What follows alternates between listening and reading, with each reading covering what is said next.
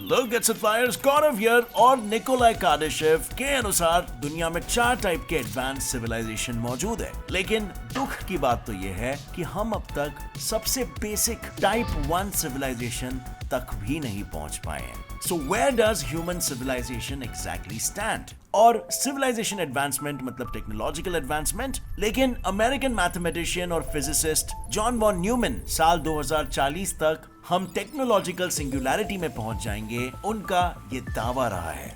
तो क्या तब तक ह्यूमन साइबॉर्ग्स या फिर रोबोट्स हम पर राज करेंगे? कुछ ही देर में इस मिस्ट्री को मैं अनकवर करूंगा, बट उससे पहले कि क्या आप ये जानते हो एक टाइप 4 सिविलाइजेशन वाला बीइंग इंटरगैलेक्टिक स्पेस ट्रैवल कर सकता है, वो भी आसानी से। मेरा मतलब है आप जैसे एक सिटी से दूसरे सिटी ट्रेन से ट्रैवल करते हो, वैसे ही वो क्रीचर एक गैलेक्सी से दूसरे गैलेक्सी स्पेसक्राफ्ट में ट्रैवल करेगा और मल्टीपल गैलेक्सीज घूम फिर कर आएगा। But this is crazy. अगर ये पॉसिबल हुआ तो इसके लिए कितनी एनर्जी लगेगी? आइए जानते हैं इन सारे सवालों के पीछे का जवाब in our today's wonderful and futuristic video titled What will happen in these type civilizations? अब आई नो मैं कोई फ्यूचरिस्ट नहीं हूं, लेकिन फिर भी इतना जरूर बता सकता हूं कि ह्यूमंस को टेक्नोलॉजी से अलग ही लगाव है। बाकी कोई चीज से प्यार भले ही करते हो या ना करते हो, टेक्नोलॉजी के बिना आज की जिंदगी अधूरी हो चुकी है और फ्यूचर में भी यही हाल होगा, क्योंकि हम इंसान ही तो है जिन्होंने टेक्नोलॉजी को जीरो से उठाकर आज इस मुकाम पर ला पहुंचाया है। सो ये तो ऑब्वियस है कि टेक्नोलॉजी है तो एनर्जी की भी जरूरत होगी। इनफैक्ट फ्यूचर में जैसे जैसे टेक्नोलॉजिकल एडवांसमेंट होते रहेंगे, गुजरते वक्त के साथ साथ एनर्जी की जरूरतें भी बढ़ती जाएगी और फिर एक पॉइंट ऐसा आएगा कि हर इंसान एक छोटी कंट्री आज की तारीख में जितनी एनर्जी यूज करती है ना, उतनी एनर्जी का इस्तेमाल वो सिर्फ अकेला करने लगेगा। But the question is how far can we all go? इस एनर्जी यूसेज को मद्देनजर रखते हुए सोवियत एस्ट्रोनॉमर निकोलाई कार्डाशेव ने दुनिया के सामने 4 टाइप्स ऑफ सिविलाइजेशन को पेश किया। और आई नो आप लोग को ये जानना होगा कि हमारा सिविलाइजेशन कौन से टाइप में फॉल करता है। So let's think about it. हम अब तक अर्थ पर मौजूद 100% एनर्जी में से सिर्फ 75% एनर्जी को ही यूज करते आए हैं, जिसकी वजह से ह्यूमैनिटी अभी भी 0.7 रैंक पर है, यानी कि टाइप 0 सिविलाइजेशन ही है अभी तक। पर फ्यूचरिस्ट ने यह कहा है कि टाइप 1 सिविलाइजेशन में तब्दील होने के लिए ह्यूमंस को कम से कम और 100 इयर्स लग जाएंगे। और कछुए की चाल से ही सही, लेकिन हम टाइप 1 सिविलाइजेशन की तरफ कदम रख पाएंगे। कैसे? by building a space elevator. 2012 में ओबायाशी कॉर्पोरेशन ने अनाउंस किया था कि साल 2050 खत्म होने से पहले वो एक स्पेस एलिवेटर लॉन्च करने वाले हैं। बेसिकली एक ऐसी एलिवेटर जो ह्यूमंस को अर्थ के सरफेस से सीधा 35,786 किलोमीटर ऊपर स्पेस में आसानी से पहुंचा देगी, और वो भी बिना कोई बड़े रॉकेट की मदद से। है ना इंटरेस्टिंग? और जैसे ही हम टाइप 1 सिविलाइजेशन में तब्दील हो जाएंगे और ऐसे ही टेक्नोलॉजिकल एडवांसमेंट के साथ जैसे ही हम पृथ्वी पर पड़ने वाली पूरी एनर्जी का यूज करना शुरू कर देंगे, तब हम टाइप 1 सिविलाइजेशन में तब्दील हो जाएंगे।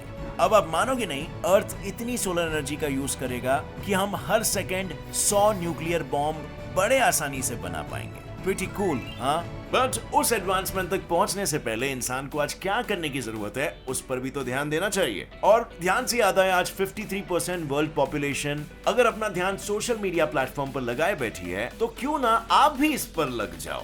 ना पैसे और समय गंवाने के लिए नहीं, बल्कि कमाने के लिए। आप सोशल मीडिया हैंडलर बनकर सोशल मीडिया पर आने वाले ब्रांड्स को इन्फ्लुएंसर से कनेक्ट करके मैनेजिंग एंड हैंडलिंग करके कमा सकते हो। Even 80% brands affiliate marketing use करते हैं, जिसके थ्रू आप उन्हीं ब्रांड्स के प्रोडक्ट्स बेचकर कमीशंस कमा सकते हो। और सिर्फ यही 2 ऐसे तरीके नहीं है जिनसे 0 इन्वेस्टमेंट पर आप 2.5 लाख पर मंथ की अर्निंग कर सकते हो, वो भी घर बैठे बैठे। इसके बारे में खुद मिस्टर राहुल भटनागर बताते हैं, जिन्होंने 7 जो स्टॉक्स 3 TEDx स्टॉक्स दिए हैं, और इनके 40+ स्टूडेंट्स 1 करोड़ रुपीस से भी ज्यादा और 100+ स्टूडेंट्स 50 लाख से भी ज्यादा कमा चुके हैं। और आपके लिए गुड न्यूज यही है कि राहुल जल्दी एक फ्री वर्कशॉप रखने वाले हैं, जिसमें वो 9 ways to legally earn money online बताने वाले। सो इस वर्कशॉप पर रजिस्टर करने का लिंक डिस्क्रिप्शन में है, जिस पर रजिस्टर करके ही वर्कशॉप लिंक और फ्री ई बुक्स आपको मिल जाएगी। और आप वर्कशॉप मिस ना करो, इसके लिए आपको रिमाइंडर भी दिया जाएगा। I recommend you to register and become a part of this free workshop to learn how to earn money for your growth. And now friends, coming back to this sci-fi type civilisation.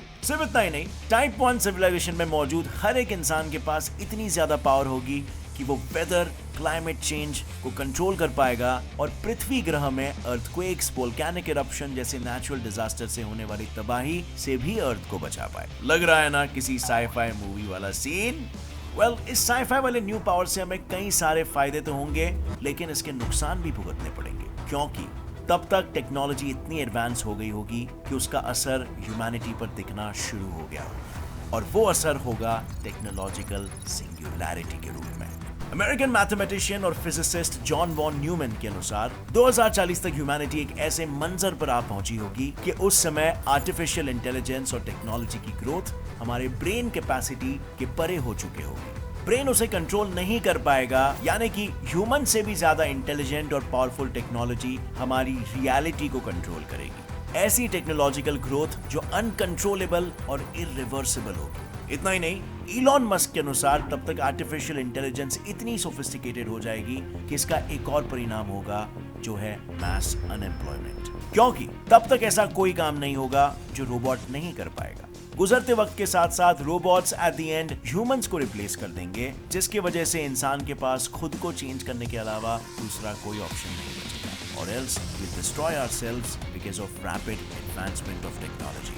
और अगर इन सब से बचना हो तो उसका सिर्फ एक ही सोल्यूशन है, बायोलॉजिकल इंटेलिजेंस और मशीन इंटेलिजेंस को मर्ज करके एक हाइब्रिड फॉर्म करना, जो है साइबॉर्ग्स, जिसमें इंसान को आर्टिफिशियल हार्ट वाल्व्स, कोचलियर इम्प्लांट्स और इंसुलिन पंप को फिट करना पड़ेगा, और इससे इंसान का रूपांतर एक साइबॉर्ग का हो जाएगा, और वहीं से शुरुआत होगी हमारे टाइप 2 सिविलाइजेशन की ओर बढ़ने की, which is frankly pretty optimistic। अब टाइप 2 सिविलाइजेशन मतलब हम सन से आने वाली कंप्लीट सोलर एनर्जी को सिर्फ अर्थ पर ही नहीं बल्कि सोलर सिस्टम के किसी भी कोने में यूज कर सकते हैं, चाहे आप मार्स में हो या आप कोई भी दूसरे प्लैनेट में हो, बट सन की पूरी एनर्जी पर आप ही का कब्जा है। इनफैक्ट यूनिवर्स में ट्रैवल करने के साथ साथ मार्स को टेराफॉर्म करने के लिए इस एनर्जी को यूज किया जाएगा। पर अगर हमें एक टाइप 2 सिविलाइजेशन में तब्दील होना है तो एक सैटेलाइट की जरूरत पड़ेगी जो मैसिव एनर्जी को मिनटों में कलेक्ट कर सकता है, और वो भी बिना किसी नुकसान के, जिसके लिए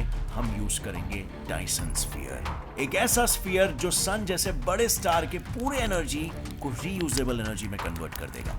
एंड माइंड यू, अगर हम टाइप 2 सिविलाइजेशन बन गए तो हमारे पास इतनी पावर होगी कि हम पूरे सन की एनर्जी को अपने फिंगर टिप पर लेकर घूम सकते हैं, और अगर कभी अर्थ को किसी एस्ट्रॉइड या मीटिरॉइड से टकराने का खतरा पैदा हुआ तो हम बिना कोई भी जगह से मूव किए अर्थ पर आने वाले मुसीबतों को चुटकियों में वेपराइज कर सकते हैं। इतना ही नहीं, हम जब चाहे तब अर्थ को अपनी ऑर्बिट से मूव करा सकते हैं। थियोरेटिकली हम सोलर सिस्टम में मौजूद हर एक ऑर्बिट को कंट्रोल कर पाएंगे, और इसके साथ ही डायसन स्फीयर की मदद से प्लैनेट्स को हैबिटेबल बनाने के साथ साथ प्लैनेट के टेम्परेचर को भी कंट्रोल कर पाएंगे, जिसके कारण हमारे पास रहने के लिए कई सारे ऑप्शंस तैयार हो जाएंगे। जहां अब तक हम सिर्फ आउट ऑफ इंडिया वेकेशन पर ही जाते हैं, यहाँ हमारे लिए इंटरप्लैनेटरी वेकेशन के दरवाजे भी खुल जाएंगे। और अमेरिकन थियोरेटिकल फिजिसिस्ट और साइंस कम्युनिकेटर डॉक्टर मिचियो काकू के अनुसार ये मंजिल भी हमसे सिर्फ 1000 साल की दूरी पर ही है, जिसे हम आसानी से पार कर सकते हैं। लेकिन टेक्निकल एडवांसमेंट का ये सिलसिला यहीं पर खत्म नहीं होता,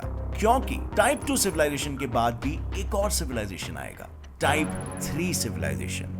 बट अब सवाल ये आता है कि जब टाइप 2 सिविलाइजेशन तक पहुंचने के लिए 1000 साल लग जाएंगे तो टाइप 3 सिविलाइजेशन तक का रास्ता कितना लंबा होगा? डॉक्टर काकू के अनुसार ह्यूमंस को टाइप 3 सिविलाइजेशन तक पहुंचने के लिए आज से करीबन 1 लाख से 10 लाख साल लग जाएंगे, और टाइप 3 सिविलाइजेशन एक ऐसी सिविलाइजेशन होगी जिसमें हमारा पूरी गैलेक्सी पर कंट्रोल होगा, यानी कि ह्यूमंस मिल्की वे में मौजूद सारी अवेलेबल पावर का इस्तेमाल अपने एडवांसमेंट के लिए कर पाएंगे। इतना ही नहीं, वो गैलेक्सीज के सेंटर में रहने वाले सुपरमैसिव ब्लैक होल से भी एनर्जी कैप्चर कर सकेंगे। और अब जब ह्यूमंस के पास लिमिटलेस सोर्स ऑफ एनर्जी मौजूद होगी तो फिर उनके टेक्नोलॉजिकल एडवांसमेंट के रॉकेट पर भी कोई रोक नहीं होगा, जिसकी वजह से ह्यूमंस नजर में आने वाले किसी भी स्टार या प्लैनेट को एनर्जी सोर्स बना के पूरे गैलेक्सी के किसी भी सेलेस्टियल ऑब्जेक्ट को अपना घर बना सकते हैं। या फिर ऐसा हो सकता है कि हम स्क्रैच से और भी बेहतर अर्थ या फिर एक नया सोलर सिस्टम ही बना लें, और शायद ऐसे आर्टिफिशियल प्लैनेट्स की जरूरत भी पड़ेगी, क्योंकि अर्थ, मार्स और हमारे सोलर सिस्टम के बाकी प्लैनेट्स उस समय तक खंडर हो चुके होंगे भी क्यों ना। डायसन स्वॉर्म्स बनाने के लिए हमने उन सभी प्लैनेट्स को माइन करके खोखला कर दिया होगा। इतनी एडवांसमेंट के साथ अगर किसी को स्पेस में नया प्लैनेट हाउस चाहिए होगा तो they could easily have it. But कहते हैं ना, all good things eventually come to an end. वैसे ही ये घर लेने के लिए कोई ह्यूमन बचा ही नहीं होगा, क्योंकि उस पॉइंट पर ह्यूमंस बायोटेक्नोलॉजी में इतने आगे चले जा चुके होंगे कि वो साइबॉर्ग्स की एक नई रेस ही बना चुके होंगे। इतनी एडवांस्ड कि कौन ह्यूमन है और कौन रोबोट है ये डिफरेंशिएट करना भी मुश्किल हो गया होगा। अगर ध्यान से देखा जाए तो पिछले कुछ सालों में भी हमने ऐसे इलेक्ट्रोड इम्प्लांट्स का आविष्कार कर लिया है जो एम्प्यूटीज को अपने ब्रेन से आर्टिफिशियल लिम्स को कंट्रोल करने की एबिलिटी प्रोवाइड करते हैं। और तो और इलॉन मस्क अपने न्यूरल लिंक के साथ एआई और ह्यूमन ब्रेन को साथ मिलाने का काम कर रहा है। तो सोचो कि ये टेक्नो रेवोल्यूशन हमें अगले मिलियंस ऑफ ईयर्स तक कहां पहुंचा देगा।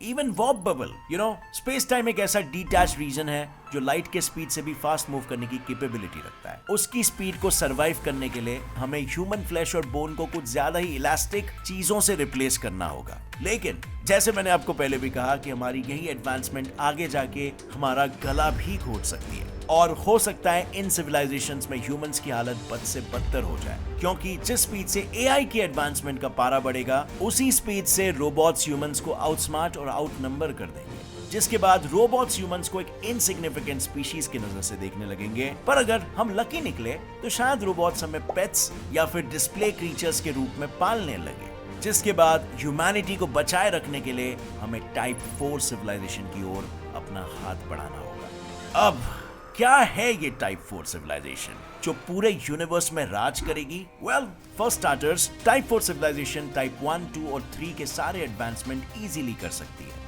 उसी के साथ साथ ये सिविलाइजेशन केवल अपने होम गैलेक्सी का ही नहीं बल्कि यूनिवर्स के सारे एनर्जी सोर्सेस का इस्तेमाल कर सकती है। But how much energy is there in the universe? Actually कई सारे फिजिसिस्ट के हिसाब से पूरे यूनिवर्स की एनर्जी इज इक्वल टू 0, क्योंकि यूनिवर्स में सेम अमाउंट ऑफ पॉजिटिव और नेगेटिव एनर्जी मौजूद है और यूनिवर्स में एग्जैक्टली कितनी पॉजिटिव एनर्जी एग्जिस्ट करती है उसका अंदाजा तो आज तक कोई नहीं लगा पाया। लेकिन टाइप 4 सिविलाइजेशन को इससे कोई फर्क नहीं पड़ेगा। वो यूनिवर्स के किसी भी एनर्जी को अपने एडवांटेज के हिसाब से यूज कर सकेंगे, including ultra mysterious energy of the universe, the dark energy. So जब ह्यूमैनिटी इस लेवल तक पहुंच जाएगी तो ह्यूमन सिविलाइजेशन पूरे यूनिवर्स में फैल जाएगा। इतना ही नहीं, हमारे पास पूरे यूनिवर्स का एक डिजिटल मैप होगा जो डायरेक्टली ह्यूमन ब्रेन में स्टोर किया जाएगा, जिससे हमें हर प्लैनेट और स्टार का लोकेशन पता होगा। इन लोकेशंस के साथ ही यूनिवर्स में एक्स्ट्रा टेरेस्ट्रियल लाइफ एग्जिस्ट करते हैं या नहीं, इन एलियन लाइफ मिस्ट्रीज से भी पर्दा हट जाएगा। प्लस उस वक्त पर एक गैलेक्सी से दूसरे गैलेक्सी का डिस्टेंस हमारे आज के समय के हिसाब से 2 कंट्रीज के बीच के डिस्टेंस जैसा होगा। मतलब ट्रैवल करना would be just like just catch a flight to another country। क्योंकि एडवांसमेंट के हिसाब से ऐसी टेक्नोलॉजीज जो आज हम सिर्फ प्रेडिक्ट कर सकते हैं वो सारे कॉन्सेप्ट्स इस सिविलाइजेशन में एग्जिस्ट करेंगे। जैसे हम लाइट से भी ज्यादा तेजी से स्पेस में ट्रैवल कर पाएंगे एंड इवन इस सिविलाइजेशन में हम इतने एडवांस्ड होंगे कि हम अपनी इच्छा अनुसार स्पेस टाइम में चेंजेस कर सकेंगे और टाइम ट्रैवल एक्सेस कर पाएंगे। टाइम ट्रैवल के साथ साथ हम टेलीपोर्टेशन की भी महारत हासिल कर पाएंगे और वैसे तो आज भी क्वांटम लेवल पर टेलीपोर्टेशन होता है, तो शायद इस एडवांसमेंट के लिए मिलियन ईयर्स का वेट ना करना पड़े और ये कुछ ही सालों में हो जाए। कई सारी पॉसिबिलिटीज इसमें हाइपोथेटिकल है, लेकिन कुछ साइंटिस्ट का मानना है टाइप 4 सिविलाइजेशन ऑलरेडी कहीं ना कहीं एग्जिस्ट करती है। वेल, आपका इस बारे में क्या ख्याल है? लिखिए अपना जवाब नीचे कमेंट सेक्शन में। और अगर इस वीडियो से आपको कुछ भी नया सीखने मिला, एक लाइक जरूर ठोकना। Get set fly science channel को भी सब्सक्राइब करो और बेल नोटिफिकेशन दबाओ ताकि आगे आने वाली ऐसे इंटरेस्टिंग वीडियोस आप कभी भी मिस ना करो और अपने नॉलेज को सदा बढ़ाते रहो। और फ्रेंड्स, जाने से पहले डिस्क्रिप्शन में दिए हुए free how to legally earn money online workshop के लिंक को क्लिक करके रजिस्टर करना मत भूलना। This can may be change your life. See you in another one. Till then, as always, stay curious like a baby. Keep learning and keep growing. Jai Hind.